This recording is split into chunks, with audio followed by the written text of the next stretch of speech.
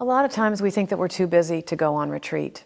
And when someone says, or we get an invitation to go on a 2.5-day retreat, we say, there is no way in the world I could leave my leadership setting for 2.5 days. And yet Emily Griffin, in her book called Wilderness Time, she says that the time to go on a retreat is the time when you really think you can't. The time when you think you're so busy and your schedule is so cluttered and you're so frantic and you feel like it's impossible. That is precisely the moment to go on retreat, because probably if you are that frantic and that cluttered in your schedule, you're probably disconnected from your soul.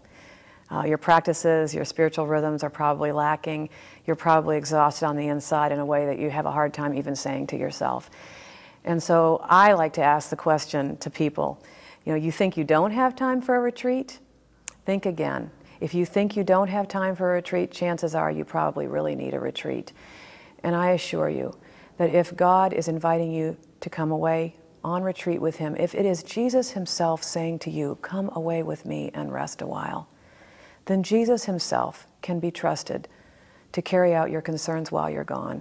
And I think for Christian leaders, it becomes a question of trust. This invitation to retreat, and whether or not I say yes to the invitation to retreat, which is one of the clearest invitations that Jesus gives us as His disciples, come away with me and rest a while. If we are unable to say yes to that invitation from time to time, then chances are we are probably relying on ourselves way more than we should, and it is a trust issue, because we don't think we can trust God with what concerns us while we are away, spending time in intimate communion with Him. So what I would encourage leaders to think about as they consider the invitation to retreat is, how can you say no? How can you say no to Jesus Himself when Jesus Himself is the one who says you need this? And can you trust God enough to carry out what concerns you while you are away?